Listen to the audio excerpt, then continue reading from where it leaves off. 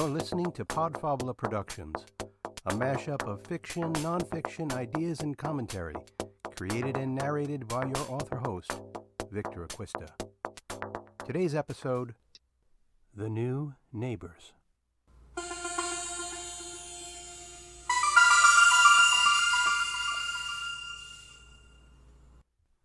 I've got a short story to read to you today that was published in an anthology in October 2018.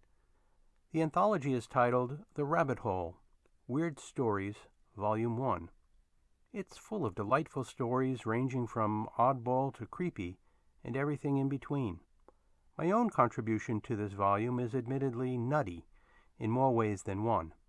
Here's the anthology's back jacket blurb. How do you like your weirdness? A subtle nudge towards the untoward? A quick zap of zany? Or a full-on assault of aberration? Whatever your taste, you'll find it here, and many more strains of strange that you didn't suspect existed. From magic rain to a talking severed head, extraordinary eggs to belligerent birds, the stories in this collection enter the rabbit hole to explore its hidden corners and winding ways. Through all the variety, what they have in common is originality, creativity, and fine writing. Are you ready to go in and see for yourself? The door to the Warren is open. Join me now as we travel down the rabbit hole to meet The New Neighbors by Victor Acquista.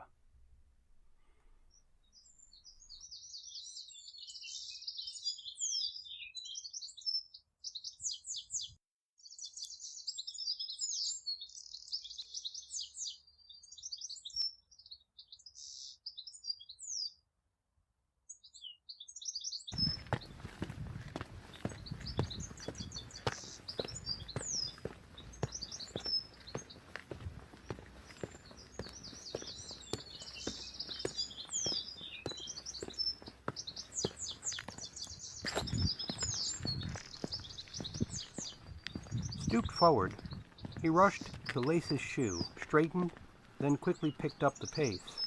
Not that he needed to rush. After all, he had all day and then some. But he did want to be the first to know. Hurriedly, he moved down Hickory Lane, quiet and peaceful in the early morning sunlight.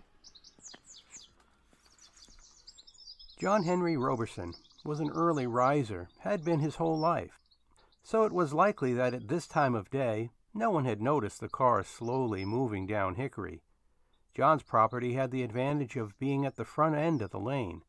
From this prime location, it took just a few minutes to make it to the bottom, to the cul-de-sac where the only remaining vacant land stood empty. He recognized the vehicle out in front as belonging to the developers. Two men spoke quietly between themselves in businesslike fashion as they surveyed the land, took some measurements. "Yep," he nodded to himself. "No doubt about it. We're finally going to get some new neighbors." Hickory Lane was in an older section of a much, much larger development. John wasn't sure how many plots made up the development. A few hundred at least, maybe even 1,000, he mused. The older streets and lanes were named after trees: oak, maple, pine, cedar, and so on. Most new residents moved to the newer sections. These had numbers, which made sense to John since, unlike names of trees, numbers never ran out. Done with his study of the workman and confident in his conclusion, John made his way back. He would have preferred a location on Hemlock Lane, made him think of Socrates, and, after all, he was a retired professor of philosophy. But Hickory suited him just fine. It was picturesque and tranquil. He figured the new folks ought to like it here. Of course, the joke in the development was that all the nuts lived on Hickory. The professor agreed that they were a curious collection. Sure would be nice if whoever moved in knew a thing or two about philosophy. I could stand for some late-night conversation about the nature of life, death, metaphysics, and epistemology. Wishful thinking. "Good morning, Mary." A playful twinkle in his eye accompanied the salutation. Mary Jones lived alone. Technically, with her 6 cats, she had plenty of company. Most, including John, found her to be a bit eccentric. One of the first inhabitants of the lane, she no doubt contributed to its reputation. "Good day, Professor." She spoke with a cat nestled underneath each arm. A certain mewing quality made her voice distinctive. "New neighbors coming, Mary." Her eyes widened. "Oh, I hope they don't have any dogs." She drew the two felines close to her breasts. John couldn't be sure, but it looked as though the hair on her head stood up a bit as she abruptly turned around. A familiar voice greeted him from across the lane. "Hey, John, did you catch the game last night?" "No, Jim, I missed it." "Angels and Devil Rays split a doubleheader. Those two teams are always battling it out." "Jim, looks like we'll be getting some new neighbors soon." "Really?" "Yeah, I just saw the developer's man at the vacant lot. You'll let Sally know?" "Oh, for sure." "Finally. I thought no one would ever move in there. She'll be excited. Do you think they'll know Tai Chi? Sally's wanted to practice here in the neighborhood with someone forever. I could care less, but I hope they like sports. And poker. And beer." He laughed while rubbing his prominent beer belly. "I don't know, Jim. I guess we'll find out soon enough. I'll be calling a meeting in a few days." "Yes, sir, Mr. Mayor. Jim and Sally O'Shea will most certainly be there." John, the unofficial mayor of Hickory Lane, rarely called a meeting. In fact, he couldn't recall the last time the residents gathered, but new neighbors seemed as good a reason as any. "Good morning, brilliant Professor." John sighed. He recognized that voice. His curt yet polite response followed. "Good morning, Dolores." She oozed. "It would be so much a better morning if you had stopped by for coffee." Brushing back her hair, she chided. "I'm sure Frank wouldn't mind." He knew Dolores from way back when. They had even gone to school together ages ago. Frank, her divorced husband, certainly would not mind. Margie, on the other hand, now that was a different story. While death separated John and his wife Margaret, he knew that eventually they would be reunited. He shuddered at the thought of Margie nagging him about Dolores for eternity. Thanks for the invite, Dolores, but I'm right in the middle of something important." "How about tonight, then? We can talk philosophy," she cooed. Thanks again, but I'll take a pass. We're getting new neighbors. I'm calling a meeting." "What?" she exclaimed. "When? Are they married or single?" "Come on, Dolores. How would I know? I'm sure we're all going to be anxious to meet them." As the professor moved toward the end of the lane, Billy Johnson sped by riding his bike. He was the sole child on Hickory Lane. Needless to say, after learning the news, Billy wheeled off, yelling, "New neighbors! Finally! Someone to ride bikes with, I hope! Yippee!" The Marley sisters stood outside, looking a bit befuddled as always. "Good morning, ladies. I've got some exciting news to share. We're getting some new neighbors." The Marley sisters, spinsters both, expressed their delight. "We'll be having a meeting. I'm sure all the neighbors will want to know." He waved goodbye. He encountered no other residents, so the professor made it back to some peace and quiet without further interaction. He felt certain that in just a short bit of time everyone on Hickory Lane would be talking about this new bit of excitement.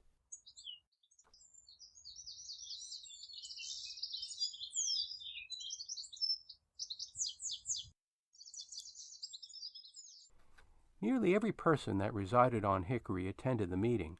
Even Shirley and Bill Hendricks, both quite hard of hearing and rather demented, were there. Janice Stevenson, the retired librarian, thoughtfully brought the elderly couple. "First of all, let me thank everyone for being here." John Henry started the meeting. "What did he say?" Shirley yelled loudly. The professor raised his voice. "We don't know for sure anything about the new folks moving in, but we are like one big family here on the lane, and we want to make sure they are welcome. So, we need to figure out the particulars of a welcoming committee." Mixed in with the hubbub, chatter and speculation about the new neighbors, the particulars regarding a welcoming event began to emerge. Professor Roberson, the de facto mayor, would lead the delegation. The Marley sisters started a gift basket. They had already wrapped their 2 offerings, a fancy deck of cards and the most recent book club selection.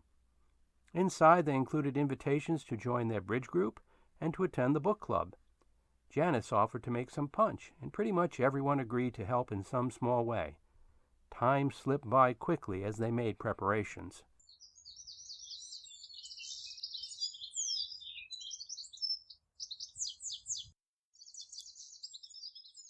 On the day of arrival, they all gathered at John Roberson's place at the beginning of Hickory. They had agreed that congregating at the end of the cul-de-sac might be a bit overwhelming. "Everyone remember," the professor called out, "we need to show respect and be neighborly.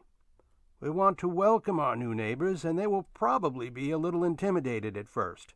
So let's give them a chance to settle down a bit, then introduce ourselves after I get things started." Heads nodded in agreement. In mounting anticipation, they all stood silent, patient and impatient at the same time. Slowly, a long black hearse turned the corner onto Hickory Lane. They all gasped as a second hearse also rounded the corner, followed by a lengthy convoy of cars filled with friends and family. As a group, the residents trailed the last car and stood at a distance to watch the graveside ceremony. The minister tearfully spoke of the tragic accident that had claimed the lives of this family. Memories of their own burial ceremonies filled the thoughts and minds of those who were laid to rest here on Hickory Lane.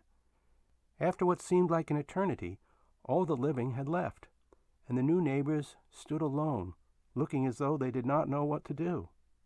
With respect, Professor John Henry Roberson approached and greeted them. "It's a little bit disorienting in the beginning," he said, "but you get used to it pretty fast, and we're all here to help." Stanley and Wanda Krasminski, their 2 children, Stephanie and Stanley Jr., and Wanda's older brother, Walter Sminkowski, looked bewildered at first. Gradually, they began to look more comfortable. "Hi, I'm Stanley. We're a little confused about what's going on." "Welcome to your new home. Meet your new neighbors." The professor gestured to the ghostly crowd. Billy broke the ice. He practically yelped in glee as he ran up to Stanley Jr., about his same age, all the while looking gratefully at younger sister Stephanie, a real cutie. It took but another moment for Dolores to acquaint herself with Walter, who, as fortune had it, happened to be single. The Marley sisters introduced themselves to Walter, inviting him over to play cards. "No, I'm more of a poker player. Don't play bridge, but my sister Wanda does." As conversation warmed, John learned that Stanley was an engineer who just so happened to have minored in philosophy in college. Stanley enjoyed sports, sharing with Jim that if something involved a ball, running, and cold beer, it pretty much amounted to heaven to him. Sally was thrilled to learn that Wanda practiced Tai Chi. As an avid reader, Wanda readily accepted the Marley sisters' invitation to the book club. "Just a bit curious." John put his arm around Stanley and pulled him aside. "You don't by any chance have a dog on the way?" Stanley shook his head and sighed. "No, Archimedes didn't make the trip with us, but we'll somehow make do." He pulled out his wallet to show a picture of the family's beloved dog. The mayor of Hickory Lane stepped back and watched the residents mingle with the 5 new members of the neighborhood. "Yep," he nodded in approval. "Looks like the new neighbors will fit in just fine."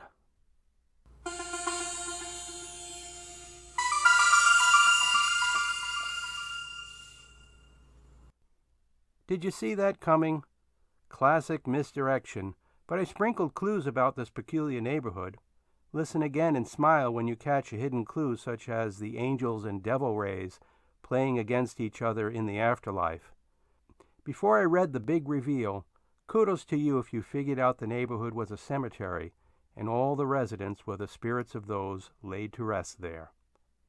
That short story was one of many in the rabbit hole, Weird Stories Volume 1. Pick up a copy and get acquainted with some fine authors. Volume 2 is also available to keep your hunger for weird stories sated. Order links are in the show notes. Hope you enjoyed today's episode. I'll continue to mix it up by featuring my own work, along with short stories and book excerpts from some of my favorite author colleagues. Please tell your friends about this podcast series. If you like what you hear, subscribe on YouTube, Apple Podcasts, Spotify, and other popular download platforms. Just search for my name, Victor Acquista, or the show, Podfabula Productions. All shows are posted on my website. And check out Podfabula Productions on Facebook, where shows are archived for discussion and commentary. Drop by and share your thoughts about today's show. All these particulars are posted in the show notes. Until next time.